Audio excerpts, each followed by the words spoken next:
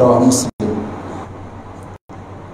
عن علي رضي الله عنه قال قال رسول الله صلى الله عليه وسلم من حسن إسلام المرء تركه ما لا يعني رواه الترمذي وصححه الألباني رحمه الله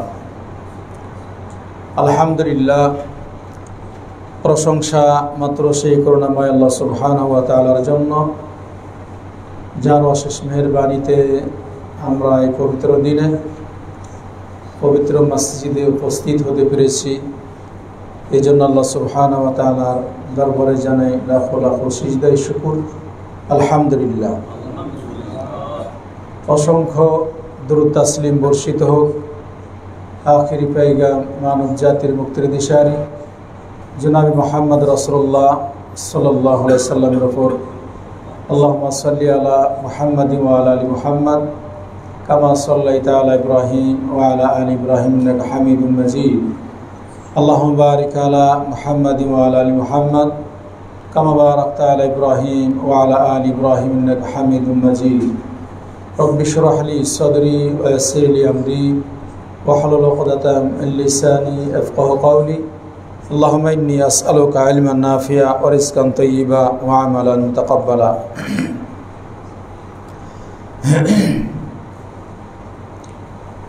ইবাদত কবুলের কিছু শর্ত আছে, সাথে সাথে ইবাদত কিভাবে কবুল হয়, আমি ইবাদত যে কবুল হয়েছে আমি বুঝবো কিভাবে। আমরা বর্তমানে এমন একটা সমাজে আছি যে সময় মানুষ আমরা যেন সবাই দুনিয়া নিয়ে ব্যস্ত, বাস্তব তাই, নিজে আমিও বেঁচে নেই, এটা সবার ভিতরে। এই জন্য আল্লাহ রাসূল সাল্লাল্লাহু আলাইহি সাল্লাম বলছেন ফাল্লাহি মাল ফাকরু আলাইকুম আখশা আলাইকুম, তোমাদের উপর আমি দরিদ্র যে আসবে, অভাব হবে তোমাদের উপর, এটা আমরা ভয় করছি না, কিন্তু আমি ভয় করছি আনতুবসাতা আলাইকুমুদ দুনিয়া, দুনিয়া তোমাদের মাঝে এমনভাবে দেওয়া হবে, এই দুনিয়াকে নিয়ে তোমরা ব্যতিব্যস্ত হয়ে পড়বে।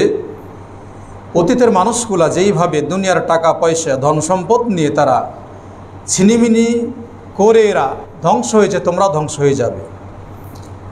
আমরা এ বিষয়ে কিন্তু স্পষ্ট আমরা দেখতে পাচ্ছি, এটি অস্পষ্ট কিছু নেই, স্পষ্ট। আমরা প্রায় কিয়ামতের পূর্ব লগ্নে আমরা পড়ে আসি। আমি আজকে মনে করছি মনে হয় আজকে মসজিদে লোকজন কেউ আসবে না, কারণ সময়ও ঘনিয়ে আসছে, তা আসছেন আলহামদুলিল্লাহ। ঈদের পরে, ঈদ পর অনেকে ছুটিতে আসেন, এখনও যারা সরকারি চাকরি করেন তাদের অফিস খোলা হয়নি, এমনকি অনেক প্রতিষ্ঠান খোলেনি, হতে পারে লোকজন নেই, কারণ দূর দূরান্ত থেকে আপনারা এসেছেন। তারপরেও আল্লাহর ঘরে মসজিদে শুক্রবার মনে রাখবেন, যদিও শুনছেন তারপরও আবারও স্মরণের জন্য বলছি, শুক্রবারের দিনটি ইমাম সাহেব খুতবাতে ওঠার আগে আপনি আসার চেষ্টা করবেন। আমরা জানি এই শুক্রবারের দিন কিয়ামত সংঘটিত হবে, এমন এক সময় আসবে।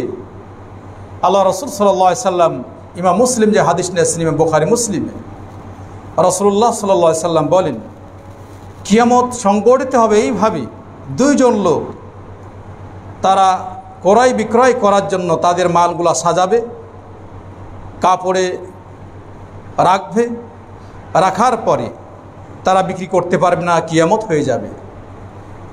এমন সময় আসবে লোকটি তার গাভীর দুধ দহন করবে, দহন করার পরে নিয়ে যাবে পান করার জন্য, সে আর পান করতে পারবে না, হঠাৎ করে কিয়ামত সংঘটিত হবে। আল্লাহ রাসূল সাল্লাল্লাহু আলাইহি সাল্লাম এইভাবে বলছেন। তা আপনার আমার মাঝে কিয়ামত এমন এক সময় সংঘটিত হবে, দুনিয়ার সবাই, আমার মনে হয় জিন ইনসান ব্যতিরেকে সবাই, আল্লাহর সৃষ্টি সবাই তার কথা শুনে। আমরা জিন ইনসান এরাই হল, এদের কি বলা হয়েছে, আল্লাহ তাআলা বলছেন মিন শায়াতিনিল জিন্নি ওয়াল ইনস, মানুষের ভিতরে শয়তান আছে, জিনের ভিতরে শয়তান আছে।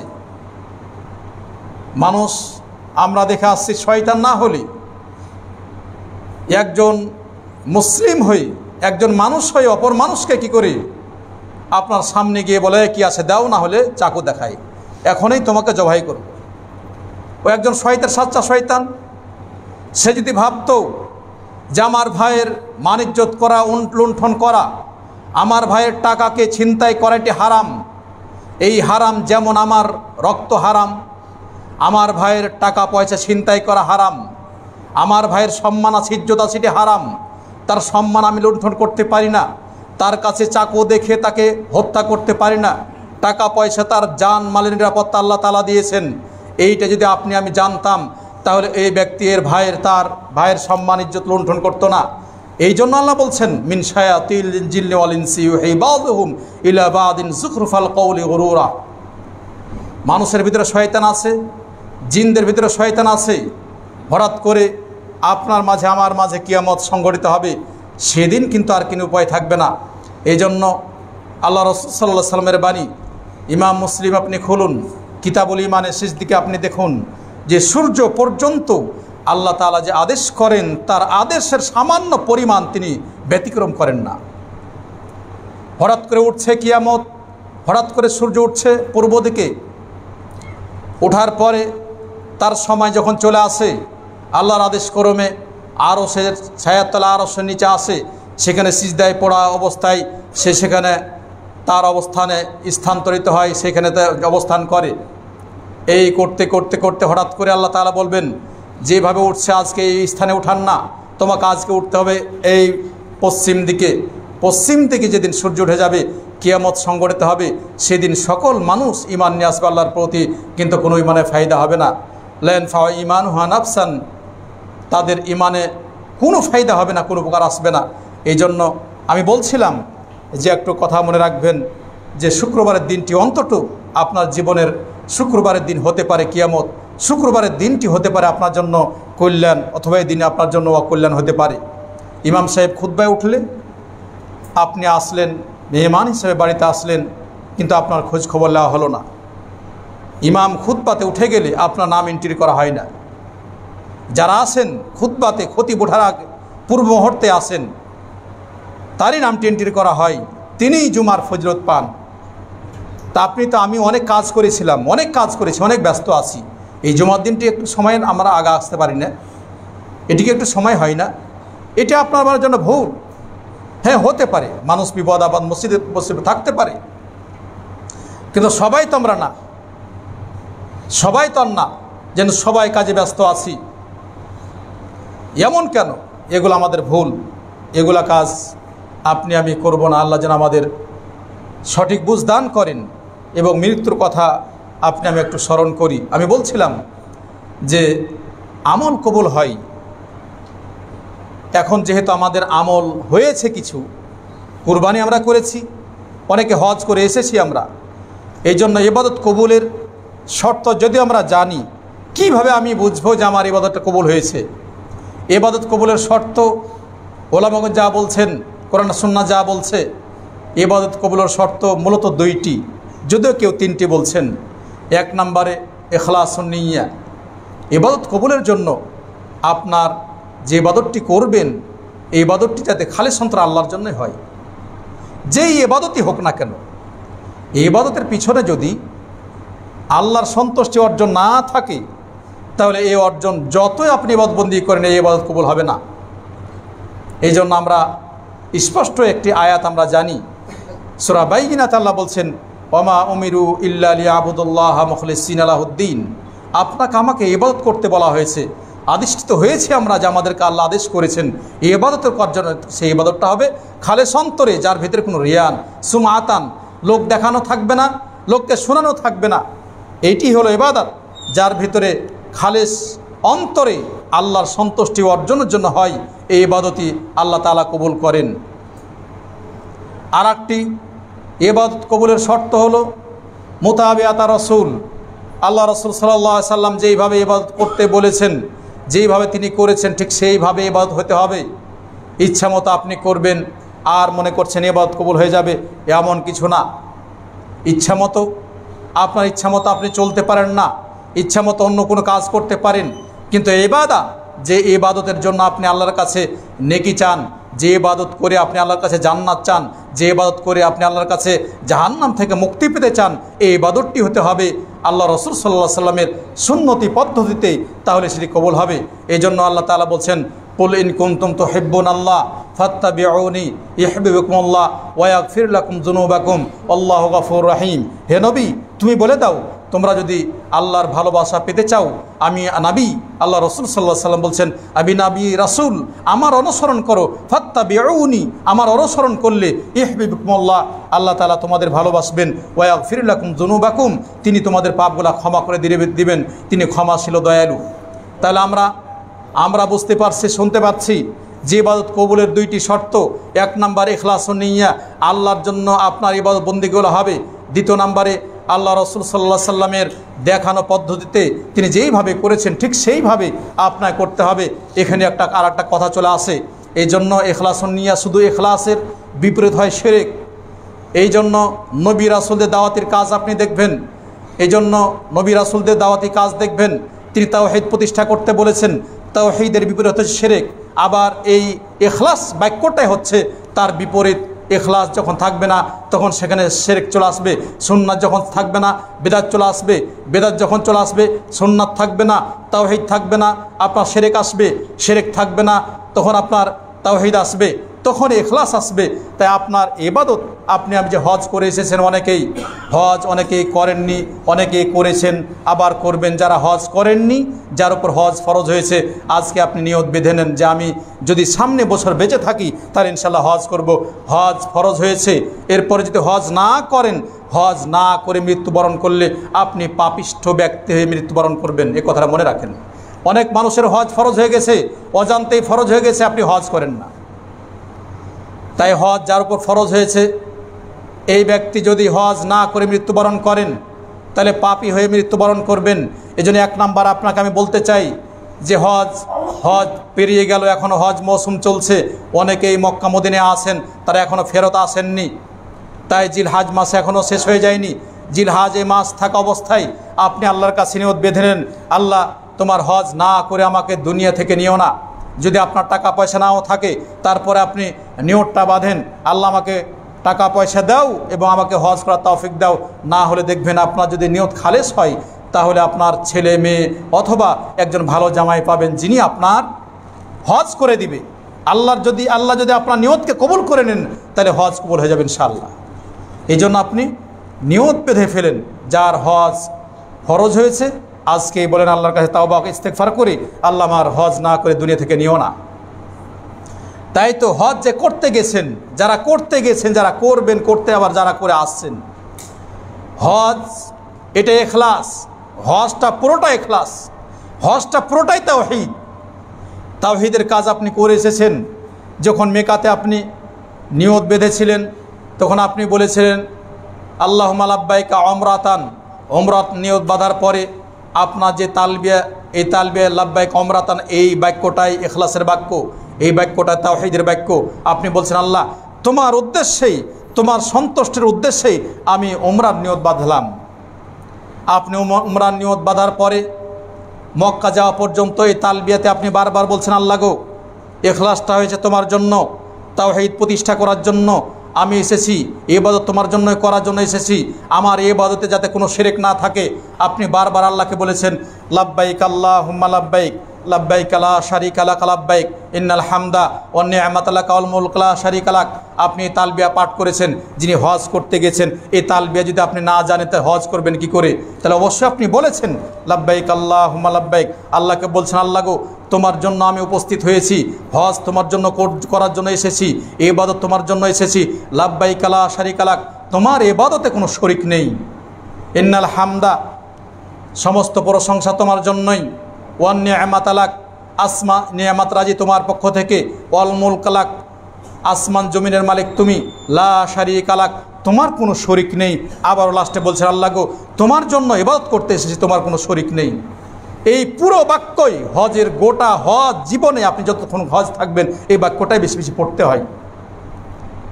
নিয়ত বাঁধার পরে মক্কা গেলেন, তাও মক্কা যাওয়া পর্যন্ত, আবার হজ যখন নিয়ত করলেন, হজ 8 তারিখ আবার মিনা যাবেন এই বাক্য পড়তে পড়তে, আবার মিনা থেকে আরাফা যাবেন তাও এই রাস্তা পথে এই বাক্য, আবার আরাফা থেকে মিনা আসবেন তাও মুজদালিফায় এই বাক্য পড়তে পড়তে লাব্বাইক আল্লাহুম্মা লাব্বাইক লাব্বাইক লা শারিকা লাক লাব্বাইক ইন্নাল হামদা ওয়া নি'মাতা লাক ওয়াল মুলক লা শারিকা লাক এই বাক্য পড়তে পড়তে আসছেন। আপনাকে আমি বলতে চেয়েছিলাম বাপজান ভাইজান, যে আপনার ইবাদতে যদি ইখলাস না থাকে, আল্লাহর জন্য না হয়, এই ইবাদতে তাওহীদ না থাকে, শিরক থাকে, তাহলে ইবাদত কবুল হবে না। পুরো হজটাই তাওহীদের বাণী প্রচার করার জন্য আল্লাহ তাআলা হজ ফরজ করেছেন। আর আপনাকে বলছে তুমি শিরককে ডিনাই করো, শিরক কাজ করা যাবে না।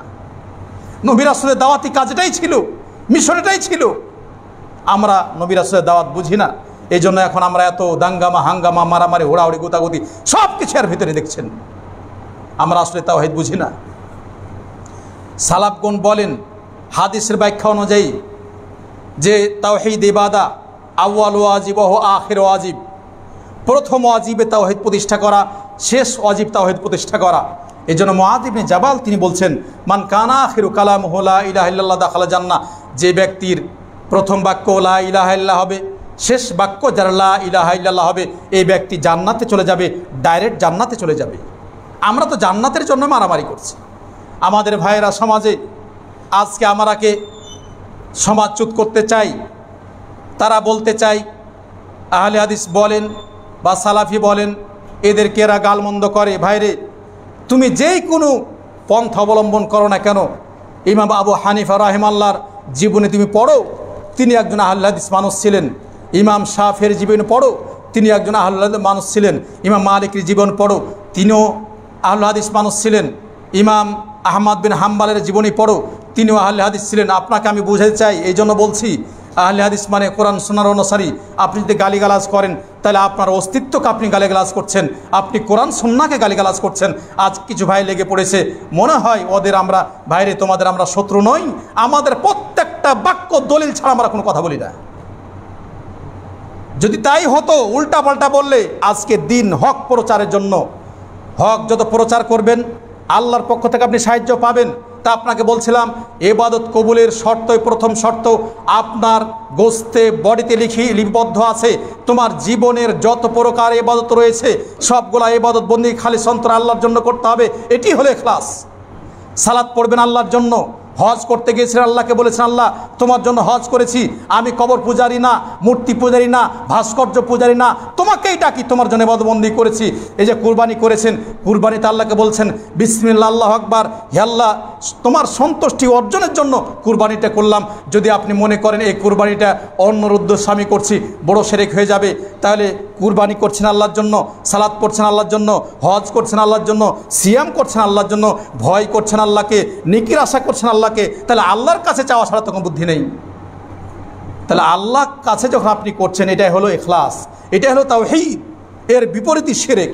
যখন তাওহীদ থাকবে না, আল্লাহর জন্য হবে না, তখন এটা শিরক হয়ে যাবে, ওই আমলটি বাতিল হয়ে যাবে। তাই আল্লাহ রাসূল সাল্লাল্লাহু আলাইহি সাল্লামকে ডেকে আল্লাহ তাআলা বলছেন, হে নবী লাইন আশরাকতা লা ইয়াহবাতান্না আমালুকা ওয়া লা তাকুনান্না মিনাল খাসিরিন। হে নবী, তুমি যদি তোমার ইবাদতে আল্লাহর সাথে অন্য কাউকে অংশী স্থাপন করতে, তাহলে তোমার আমলগুলা সবগুলা বরবাদ করে দিতাম, তুমি ক্ষতিগ্রস্তদের ভিতরে অন্তর্ভুক্ত হয়ে যেতে। যদি আল্লাহ রাসূল সাল্লাল্লাহু আলাইহি সাল্লামকে এইভাবে বলা হয়, তাহলে আপনি আমি কোথায় যাব? রাসূলকে মহাব্বতের নামে অনেক ভাইরা আজ পর্যন্ত আশেকে রাসূল তারা পালন করে, আশেকে রাসূল তারা বলে। আশেকে রাসূলের অর্থই উনি আদৌ ভালো করে বুঝেন না আশেকটা কি।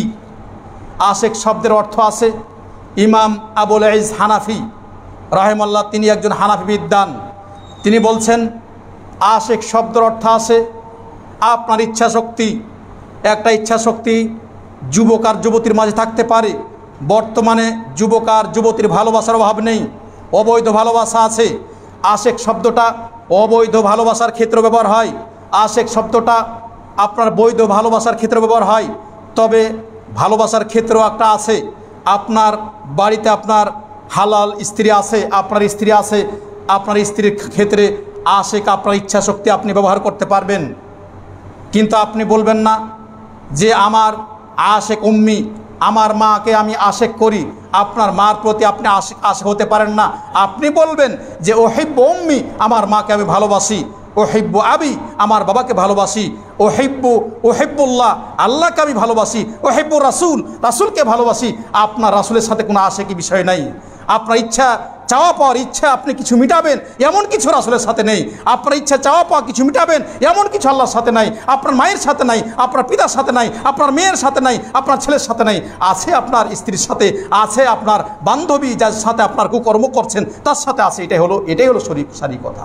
ইমাম আবুল ইজ হানাফি তাই বলছেন। আর সমাজে আপনি কথা বললে তখন তারা শুরু করে দেয় হুড়াহুড়ি। কোরআন সুন্নাহয় বলছে ওহিব্বুল্লাহ ওহিব্বুর রাসূল, কুল ইন কুনতুম তুহিব্বুনাল্লাহ।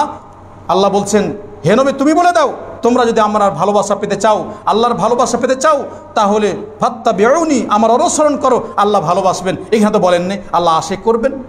কোনো হাদিসে কথা আপনি আশিক শব্দ পাবেন না, কোনো সালাফদের কওলে পাবেন না। এটা আপনার কথা, এটা বানোয়াটি কথা। আপনার এই ইবাদতবন্দি কবুল হবে কি করে? এত সহজ নয়। ইচ্ছা মতো একটা কথা বলবেন আর মাজার নিয়ে ব্যস্ত থাকবেন আর অমুক নিয়ে ব্যস্ত থাকবেন, এটা ইবাদতবন্দি কবুল হবে না। বিলাল বিন সাদ তিনি বলছেন, তিনি একজন সালাফ, তিনি বলছেন ইবাদত কবুল হবে না তার তিনটি বাক্য থাকলে ইবাদতে। এক নাম্বার তিনি বলছেন আশরিক বিল্লাহ, আল্লাহর সাথে কোনো ইবাদতে শিরক থাকলে এটি কবুল হবে না। আল কুফরু বিল্লাহ, আল্লাহকে কুফরি করে কোনো ইবাদতে কুফরি থাকলে এই ইবাদতবন্দি কবুল হবে না। এরপরে বলছেন রাই বিনাফসিহি, ইচ্ছা মতো তিনি ইবাদতবন্দি করলে এই ইবাদতবন্দি কবুল হবে না। আপনি ইচ্ছা মতো চালিয়ে দিবেন ইবাদত, এই ইবাদত আদৌ কোনোদিন কবুল হবে না। যে ইবাদত করলে আপনি নেকের উদ্দেশ্যে করছেন, এই ইবাদত কিন্তু আপনার নসুস কোরআন সুন্নাহ দলিল থাকা লাগবে, তাহলে কবুল হবে, নচেত কবুল হবে না। ইচ্ছা মতো আপনি করবেন আর মনে করছেন ইবাদতবন্দি কবুল হবে, এত সহজ নাই। ইমাম ওয়াকি' তিনি বলেন, ইমাম শাফির ওস্তাদ তিনি বলছেন হাদিস যেইভাবে এসেছে ঠিক সেইভাবে তোমাকে বলতে হবে। হাদিসের ব্যাখ্যা সঠিক ব্যাখ্যা যেটা সেটাই বলতে হবে। যদি এইভাবে বলো হাদিসের মর্মর্থ যেটা সঠিক সেটাই বললে তুমি সুন্নাতি হবে। আর যদি হাদিস একটা বর্ণনা বলা হয়েছে আর তুমি তার বিপরীত করছো, তুমি এক নম্বরে সাচ্চা বেদাতি, তোমার কথা গ্রহণ হবে না, মঞ্জুর হবে না সালাফদের নিকটে, এবং কোরআন সুন্নাহটি গ্রহণ হবে না। ইচ্ছা মতো একটা আমল করলেই আপনার কবুল হবে এমন কিন্তু না। ইচ্ছা করেই অনেক কিছু করা যায়, কিন্তু ইবাদতের খাতিরে আপনি বলছেন যে আমি নেকি পাবো আর নেকির উদ্দেশ্যে আপনি করবেন, এটা কিন্তু আপনি পাবেন না। ইমাম আবু হানিফা রাহিমাহুল্লাহ তিনি বলছেন ইদা সাহাল হাদিস ফাওয়া মাযহাবি, যখন সহিহ হাদিস পাবে জেনে রাখো সেটাই আমার মাযহাব। তিনি শেষ জীবনে বাক্য বলে গেছেন, আমি যা বলেছি সেটা কোরআন সুন্নাহ অনুযায়ী হলে সেটা গ্রহণ করবে। এখন যত আলেম ওলামা রয়েছেন আর যে দাবি করেন যে ইমাম আবু হানিফা রাহিমাহুল্লাহ বলছেন, তার কওল না হলে এটি আপনার দিকে বার্তাবে। ইচ্ছা মতো কথা চলে না। ইমাম আবু হানিফা রাহিমাহুল্লাহ তিনি বলে গেছেন, আমার কথার সাথে রাসূলের কথা যদি দুই রকম হয়, আমার কওলকে এবং সাহাবারা যা বলেছেন আমার কওলের সাথে বিপরীত হলে আমার কথাগুলা দেওয়ালে ছুঁড়ে মারো। যখন সহিহ হাদিস পাবে সেটাই আমার মাযহাব। আর আপনি চটি বই পড়ে বলছেন ইমাম আবু হানিফা বলেছেন, এটা কোথায় পেয়েছেন? এগুলা মিথ্যা নামে ইমাম আবু হানিফা রাহিমাহুল্লাহ মিথ্যা আরোপ করলে কিয়ামতের দিন আপনি ধরা খাবেন, আমি ধরা খাবো না। ইমাম মালিক রাহিমাহুল্লাহ বলছেন as-সুন্নাতু সাফিনাতু নূহ, যে ব্যক্তি সুন্নতকে আঁকড়ে ধরবে, মান রাকিবাহা নাজা, সুন্নাতকে আঁকড়ে ধরবে, এই সুন্নাতের নৌকাতে আরোহণ করবে, সে ব্যক্তি নাজাত পেয়ে যাবে। ওমান তাখাল্লাফা আনহা গরাক, আর যে ব্যক্তি সুন্নাতের বিপরীত করবে এই ব্যক্তি ডুবে মরবে। যেমনটি আপনি মাঝ পথে যদি সমুদ্রে যান এমনিতে ওখানে আপনার ফেলা হয়, আপনি ডুবে মরবেন। তাই সুন্নাত এমন একটা স্থান, এই সুন্নাত যদি আপনি আঁকড়ে ধরেন তাহলে আপনি বেঁচে যাবেন, আর সুন্নাতকে আঁকড়ে না ধরলে আপনি ধ্বংস হয়ে যাবেন। ইমাম মালিক, ইমাম শাফি রাহিমাহুল্লাহ বলছেন ইযা ওয়াজাদতুম সুন্নাতা রাসূলিল্লাহ সাল্লাল্লাহু আলাইহি ওয়াসাল্লাম ফাত্তাবিউহু, তোমরা যখন রাসূল সাল্লাল্লাহু আলাইহি ওয়াসাল্লামের সুন্নাতকে পাবে তখন সেটি তোমরা অনুসরণ করো। ওয়ালা তালতাফু ইলা আহাদিন, অন্য কাউরের দিকে তুমি অনুসরণ করো না। তাহলে আপনি ইচ্ছা মতো হাওয়ার বেগে আমল করবেন আর মনে করছেন কবুল হয়ে যাবে। আপনি বেঁচে আছেন, আপনার বাবা মৃত্যুবরণ করেছেন, আর হুজুরদের নিয়ে এসে 10 জন 12 জন নিয়ে এসে কোরআন পড়ায় দিলেন, খতম করে দিলেন, আর দোয়া বললেন, দোয়া করে আপনার বাবাকে জান্নাত পাঠিয়ে দিল। এত সহজ না। জান্নাত এমনি কুড়িয়ে পাওয়া যায় না, বেদাতে আমল করে কোনোদিন জান্নাত পাওয়া যায় না। আপনি আমল করবেন, সুন্নত অনুযায়ী আমল করলে সেটি কবুল হবে। তা আপনি বাবা মারা গেছে কোরআন পড়ালেন, বাবা মারা গেছে কুলখানি করলেন, বাবা মারা গেছে চল্লিশা পালন করলেন, 3 দিন পালন করলেন, খাওয়ালেন, ডেকে এসে খাওয়ালেন, এগুলা শরীয়তের কোনো ভিত্তি নেই। বাবা মারা গেছে কবরের সামনে নিয়ে আপনি হাত তুলে মোনাজাত করলেন আর সবাই আমিন আমিন বললেন, এটি বলা হয়নি। সুন্নাত যা বলা হচ্ছে সেগুলো আপনার করার জন্য বলা হচ্ছে। তাই বেদাতি আমল করে কোনো ফায়দা নেই। যে যাই বলেন কোরআন সুন্নাত আপনি বলবেন, দলিল দেন, কুল হাতু বুরহানাকুম ইন কুনতুম সাদিকিন। যে কেউ বলুক না কেন, যদি তার দলিল থাকে তাহলে দলিল গ্রহণ করবেন, দলিল না থাকলে সেটা গ্রহণ করা হবে না। এত সহজ নাই। দলিল অনুযায়ী আমল করবেন, সেখানে আপনার কল্যাণ। দলিল আপনাকে প্রমাণ করছে এটি গ্রহণ হবে আর এটি গ্রহণ হবে না। জমি যখন ক্রয় করা হয়, আফসোসের বিষয়, দুনিয়ার জীবন যখন ক্রয় করা হয়, আপনি জমি ক্রয় করছেন অনেক টাকা দিয়ে, এটা এমন যাচাই বাছাই করছেন, যতক্ষণ সঠিক বিষয় না জানছেন ততক্ষণ আপনি যাচাই বাছাই করতে আসেন। কিন্তু আপনি একদিনও যাচাই বাছাই করলেন না যে ইবাদতটা যে করছেন এটি কি সঠিক হলো না ঠিক হলো না ঠিক হলো না। এটি যাচাই বাছাই করতে গিয়ে কেউ বলছে ভাই এটাই সঠিক, সঠিকটা না মেলে তার সাথে ঝগড়া লাগাই দিলেন, বুঝলেই আমার এত বড় বড় হুজুর করে গেছে আর তুমি কোন কথা বলো, কোথায় পেয়েছো তুমি, এই বলে তাকে ডিনাই করলেন, উড়িয়ে দিলেন। কিন্তু ওই লোকটি সঠিক বলেছিল, আপনি ভুলের পথে আছেন। জমি ক্রয় করবেন, যাচাই বাছাই, এমনকি যারা আছে সব লোকটিকে আপনি যাচাই বাছাই করছেন। অসুস্থ হয়েছেন, ভালো ডাক্তার খুঁজে বেড়াচ্ছেন, কিন্তু শরীয়তের বিষয় ও ইমাম সাহেব আমাদের ভালো বোঝে, হাফেজ সাহেব আছে তো সব বলে দেয়। হাফেজের গোটা কোরআন মুখস্থ মানে গোটা বুখারী মুসলিম মুখস্থ, তাই তো নাকি?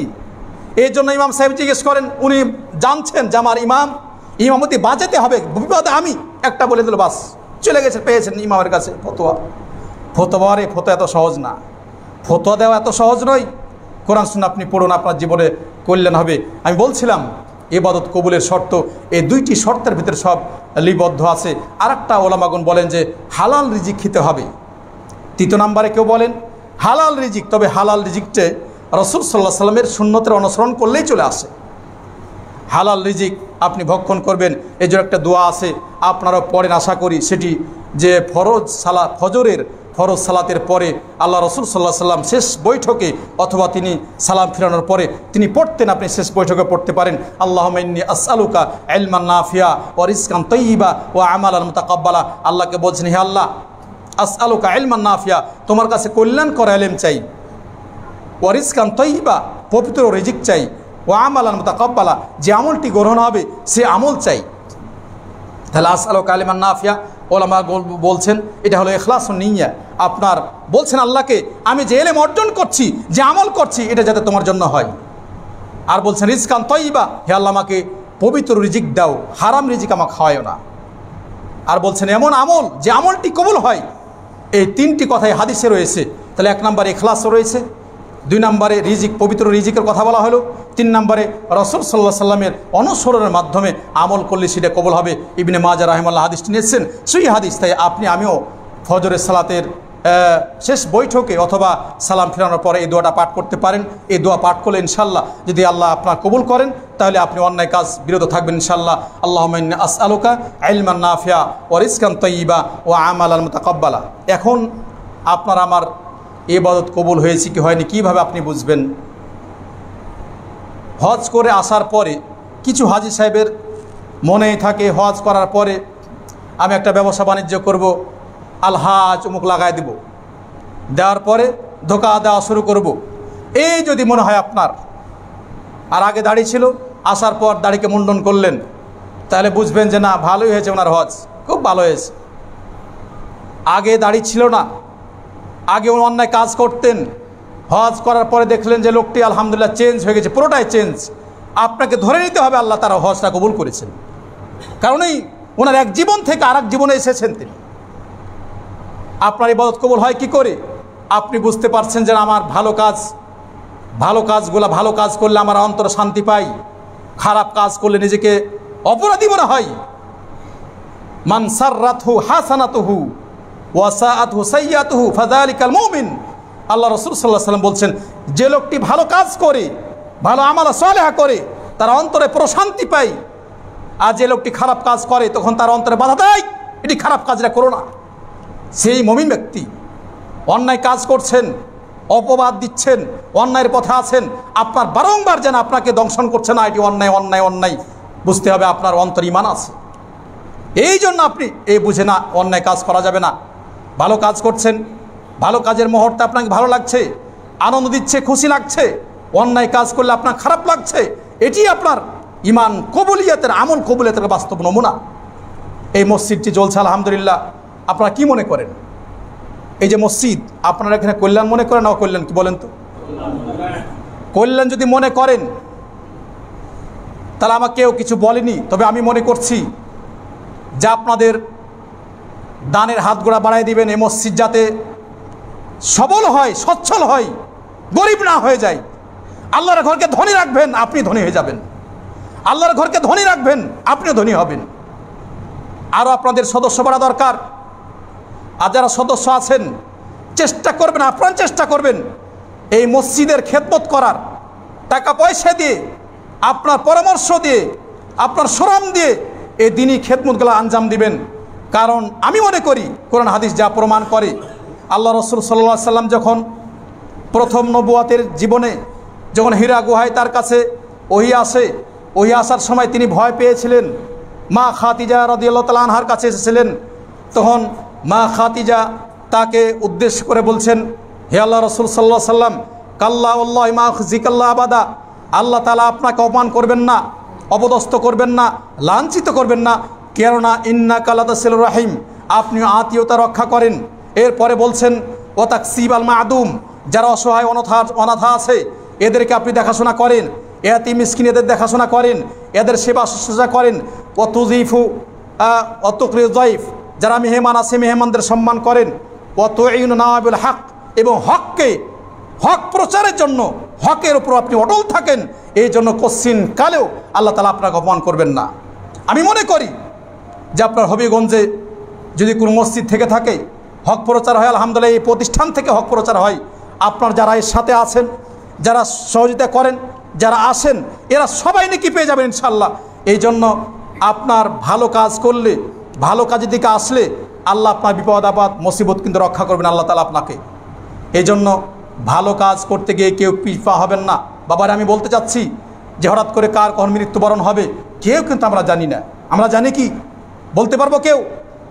কিয়ামতের আগে আগে ইমাম ঈসা আলাইহিস সালাম তিনি ইমাম এবং তিনি শাসক হিসেবে আসবেন। তাই আল্লাহ রসুল সাল্লাল্লাহু আলাইহি ওয়াসাল্লাম বলছেন, আল্লাহি লা ইউশিকান্না ইয়ানজিলা আলাইকুম ফিকুম ঈসা ইবনে মারইয়াম, ঈসা ইবনে মারইয়াম নিশ্চিত তোমাদের মাঝে আসবেন। এরপরে হাকামান মুকসিতা, তিনি ন্যায় বিচারক, ন্যায় প্রশাসন তিনি চালাবেন। ফাকসুর সালিব, আর ক্রুশকে তিনি ভেঙে ফেলবেন, যে ক্রুশকে আপনার নাসারা খ্রিস্টানরা সম্মান করে। এরপর একতল খিনজির, আপনারা জানেন শোর কালো খাসি, এদেরকে হত্যা করবেন। ওয়াইদাউল জিজিয়া, যদিও জিজিয়া আল্লাহ রসুল সাল্লাল্লাহু আলাইহি সাল্লামের এই বিধানে আপনার চালু আছে, কিন্তু আল্লাহ রসুল সাল্লাল্লাহু আলাইহি সাল্লাম ঈসা আলাইহিস সালাম যখন আসবেন তখন এই যাবৎ পর্যন্ত এটা থাকবে। তার আসার পুরো মুহূর্ত এই হুকুমটা জারি থাকবে। ইমাম নবী রাহিমাহুল্লাহ হাদিসের ব্যাখ্যা বলছেন, ঈসা আলাইহিস সালাম নাজিল হওয়া পর্যন্ত এই জিজিয়া জারি থাকবে। যখন তিনি দায়িত্ব পাবেন তখন এই হুকুমটা রহিত করা হবে। তার মানে থাকবে, কিন্তু হুকুমটা রহিত হয়ে যাবে।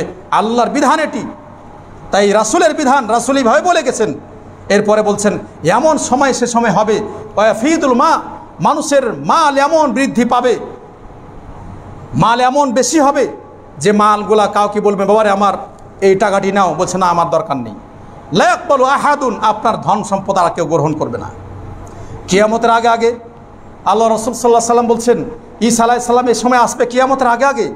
মানুষের ভিতরে ওয়ালা তাযহাবান্না শাহনা ওয়াল বুগদা ওয়া তাহাসুদ, মানুষের মাঝ থেকে হিংসা বিদ্বেষ সবগুলো দূর হয়ে যাবে। হিংসা বিদ্বেষ আর থাকবে না। টাকা পয়সা এমন হবে আপনি এর বলতে যাবেন এ নিবে না।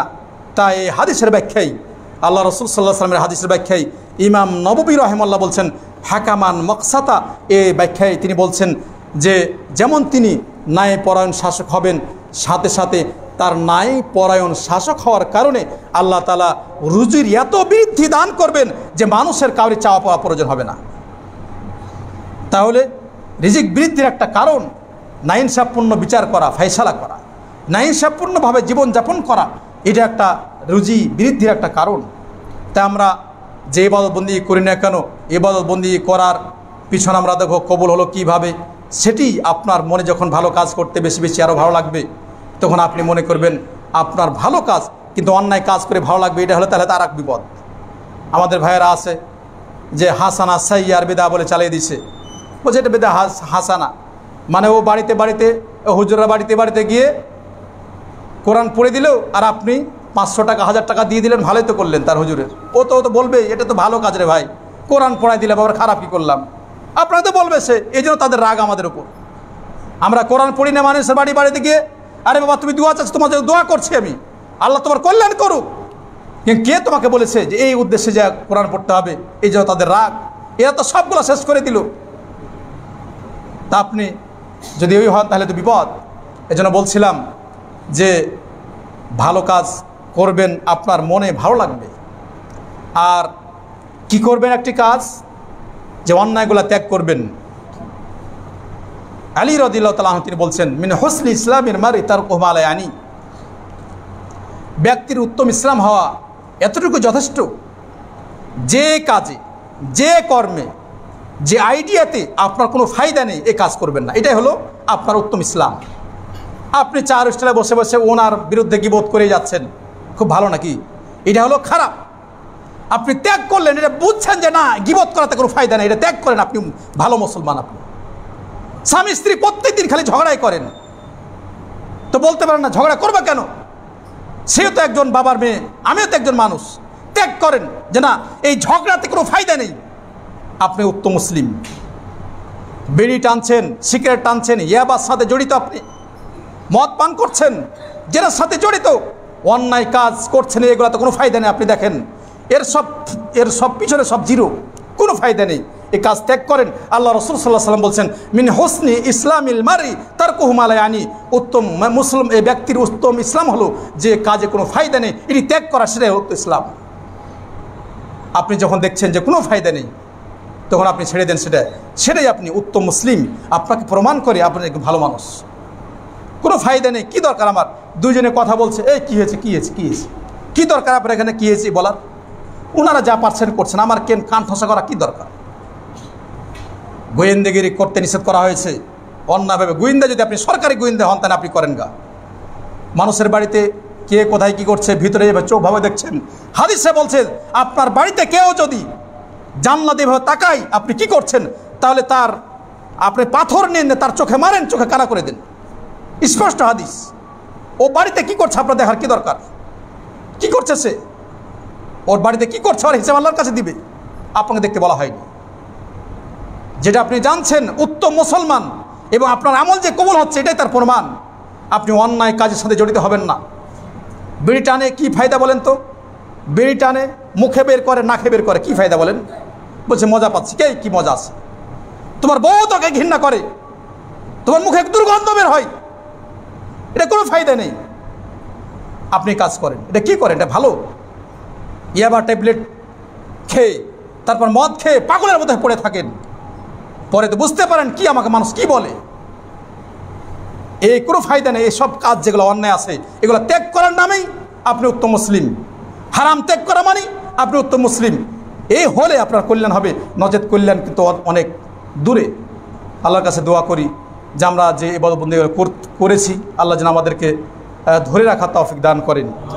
আমরা শিরক মুক্ত, বিদআত মুক্ত আমল করতে পারি সে তৌফিক আল্লাহর কাছে আমরা চাচ্ছি। এই জন্য ইব্রাহিম আলাইহিস সালাম বারবার আল্লাহকে বলতেন, অজনুবনি ওবানিয়া আন্না আবুদুল আসনাম, হে আল্লাহ আমাকে আমার সন্তান সন্ততিকে মূর্তি পূজা কবর পূজায় থেকে রক্ষা করো।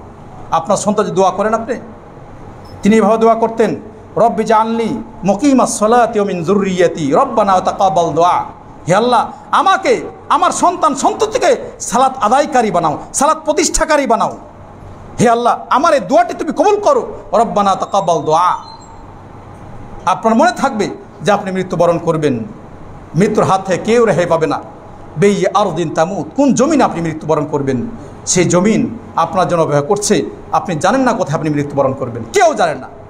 আপনি যদি আরও একটু যান তাহলে দেখে আসেন, আপনার যেখানে সরকারি হাসপাতাল আছে সেখানে যান, কত মানুষ অসহায় হয়ে পড়ে আছে।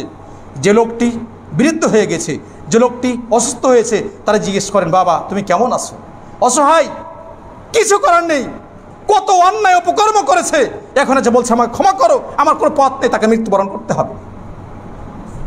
শক্তি আছে, ভালো আছেন, সুস্থ আছেন, এতদিনই আপনার জীবন, এতদিনই আপনার মূল্যায়ন। যখন আপনার কোনো ভালো আপনি নেই, মানে টাকা পয়সা আপনার ইনকাম নেই, আপনি অসুস্থ হয়ে পড়েছেন, তখন আপনার কিছুই মনে করেন না, মানে আর কিছুই নেই। যতদিন সুস্থ আছেন, ভালো আছেন, আপনি ভালো কাজ করে যান, আপনার কল্যাণ হবে। নচেত কিন্তু আপনার জন্য কিয়ামত অপেক্ষা করছে, বিপদ অপেক্ষা করছে। মৃত্যুবরণ করলে কিছু যাবে না সাথে, বাবারে কিছুই যাবে না সাথে, শুধু যাবে আল বাকিয়াত আস-সালিহাত। আপনি যে আমল করেছেন, নেক আমল করেছেন, এই নেক আমলগুলো আপনার সাথে থাকবে। আপনি মরে যাবেন, মৃত্যুর পরে মরলেই আপনাকে নিয়ে যাওয়া হবে, দাফন লাশ নিয়ে যাওয়া হবে। আপনার সাথে যাবে তিনটি জিনিস, যাবে হলো পরিবার, যাবে হলো মাল সম্পদ, যাবে হলো আমাল। সব কিছু ফিরে আসবে, শুধু থাকবে আমল। আমল যদি না থাকে আপনার সাথে জিরো থাকবে, কিছুই থাকবে না, জিরো। আপনার সাথে আপনার শাস্তি থাকলো, আর কিছুই থাকলো না। এই জন্য মৃত্যুর আগা মুহূর্তে সুস্থ আছেন, ভালো আছেন, অন্যায় কাজ ত্যাগ করুন। একবার বলছি, যারা অন্যায় কাজের সাথে জড়িত আছো, একবার তোমাকে বলছি, একবার তুমি মৃত্যুকে স্মরণ করো, একবার তুমি স্মরণ করো ফেরাউনের কথা, একবার তুমি স্মরণ করো হামানের কথা, একবার স্মরণ করো কারুনের কথা, একবার স্মরণ করো আবু জাহেলের কথা। এই আবু জাহেলকে তুমি স্মরণ করো একবার, তার অবস্থা কি হয়েছে। যে আবু জাহেল আল্লাহ রসুল সাল্লাহ সাল্লামকে হত্যা করতে চেয়ে নিজেই হত্যা হয়ে সে ছারখারায় পড়েছিল। যে ফেরাউন মুসা আলাইহিস সালাম মারতে গিয়ে ডুবে মরেছে, তার কথাও স্মরণ করো যে আমি যতদিন আছি, বডি হয়তো ভালো আছে, হঠাৎ করে মালাকুল মাউত আমার কাছে চলে আসলে সে দিয়ে আর রেহাই থাকবে না। আল্লাহর কাছে দোয়া করি, আল্লাহ যে আমাদের কোরআন শুনুন, যে আমল করার তৌফিক দান করেন, যা বললাম সেও যেন কবুল করেন, এই মসজিদকে আল্লাহ যেন কবুল করেন। ওয়া আখিরু দাওয়ানা আলহামদুলিল্লাহি রাব্বিল আলামিন। সুবহানাকাল্লাহুম্মা ওয়া বিহামদিকা আশহাদু আল্লা ইলাহা ইল্লা আনতা আস্তাগফিরুকা ওয়া আতুবু ইলাইক।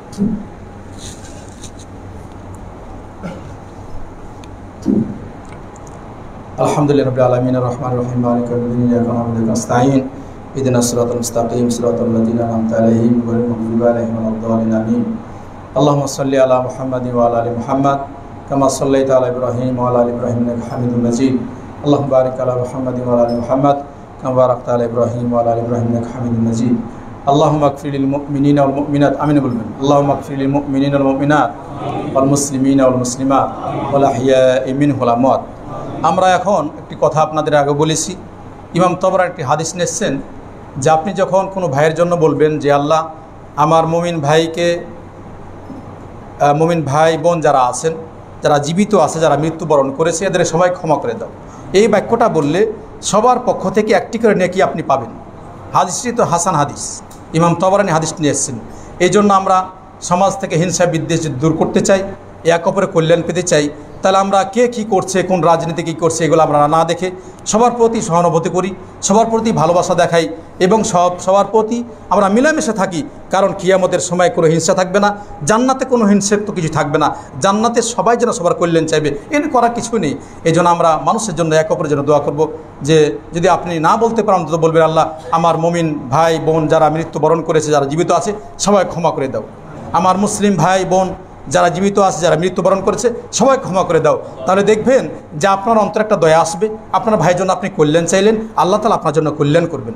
এই জন্য আল্লাহর কাছে দোয়া করি, হে আল্লাহ আমাদের মাঝ থেকে যারা দুনিয়া ছেড়ে চলে গেছে, মুমিন নরনারী যারা চলে গেছে, মুসলিম নরনারী যারা যে চলে গেছে, জীবিত মৃত সবাইকে তুমি ক্ষমা করে দাও। হে আল্লাহ আমাদেরকে তুমি যতদিন বাঁচিয়ে রাখবে, আমরা যাতে সঠিক ইমান, স্বচ্ছ ইমান নিয়ে জীবনযাপন করতে পারি, সেই তৌফিক দান করো।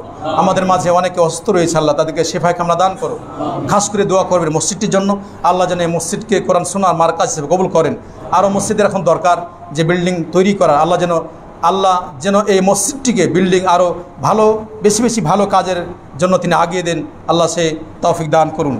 আপনাদেরকে বলবো যে আপনারা এই মসজিদের সাহায্য সহযোগিতা, আমাকেও বলেনি কিন্তু আমার যারা মনে চাচ্ছে যে আপনারা সাহায্য সহযোগিতা করবেন, যেইভাবে পারবেন, কথা দিয়ে, টাকা দিয়ে, পয়সা দিয়ে, যেভাবে ভালো মনে হবে আপনারা পরামর্শ দিবেন, সাথে সাথে আপনারা সহযোগিতা করবেন। আল্লাহ যেন আমাদের এই ভালো কাজ করার তৌফিক দান করেন। আল্লাহ যেন আমাদের মাঝ থেকে হিংসা বিদ্বেষ যা আছে এগুলো দূর করে দেন। এই মসজিদে যারা জমি দান করেছেন, যারা সহযোগিতা করছেন, যারা মসজিদে সালাত পড়তে আসছেন, যারা মহব্বত করছেন, আল্লাহ যেন সবাইকে আমাদের পরকালে জান্নাতুল ফিরদাউসে একত্রিত করেন। আমাদের মা বোন যারা আসছেন, মা বোনদেরকে পর্দার সহিত থাকা তৌফিক দান করুন। আমাদের মা বোনদের ঈমান আমলকে আল্লাহ আরও বৃদ্ধি করে দিন। আমাদের সন্তান সন্ততি পিতামাতা যারা মৃত্যুবরণ করছে, আল্লাহ তাদেরকে তুমি ক্ষমা করে দাও। ইন্নাল্লাহা ইয়া'মুরু বিল আদলি ওয়াল ইহসান ওয়া ইতাই যিল কুরবা ওয়া ইয়ানহা আনিল ফাহশাই ওয়াল মুনকার ওয়াল বাগই ইয়া'iযুকুম লা'আল্লাকুম তাযাক্কারুন। সুবহানা রাব্বিকা রাব্বিল ইজ্জাতি আম্মা ইয়াসিফুন ওয়া সালামুন আলাল মুরসালিন ওয়ালহামদুলিল্লাহি রাব্বিল আলামিন।